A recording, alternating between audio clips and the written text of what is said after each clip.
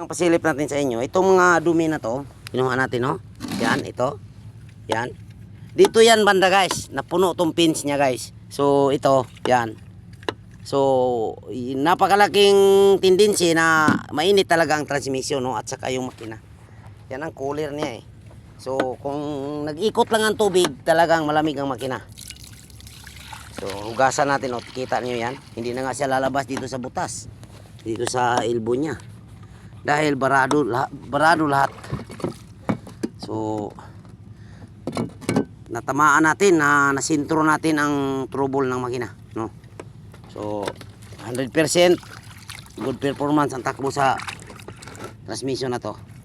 O kung ano lang, kung alanganin tayo sa diagnostic, hindi natin na tamaan pag diagnose, siguro ang transmission tatanggalin ko na, no?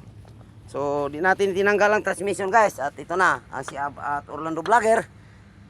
Mag-iwan ng salita sa inyo. Kung gustuhan niyo ang ating vlog, paki-like and follow and share, no?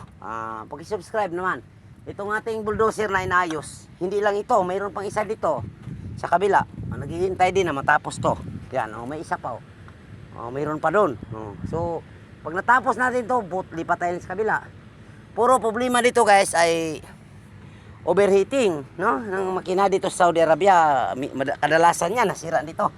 Ang overheat ng makina, wag ninyong anuin, guys. Di tayo nagtuturo, tayo nagbablog, no? Ano lang, dagdag kaalaman, no? Sa mga mekaniko, pag tingin niyo lalo na Caterpillar, bulldozer, no? May ano yan, may cooler yung transmission. Punta kayo sa transmission, parts of cooling system. Kung nag-overheat ang yung transmission.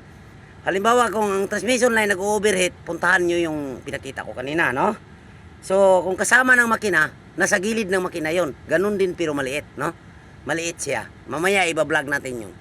Maliit yung cooler ng makina, oil cooler. Yung cooler ng gear, transmission, napakalaki, no? So, mabigat yan, guys. Ikakabit, mahirapan tayong magkabit niyan. Okay? So, yan lang. Paki-like and follow and share na. Huwag kalimutan, mag-iwan ng bakas, guys, sa ating vlog, no? Para matulungan din ang vlog ninyo. Bye-bye na tayo. Thank you.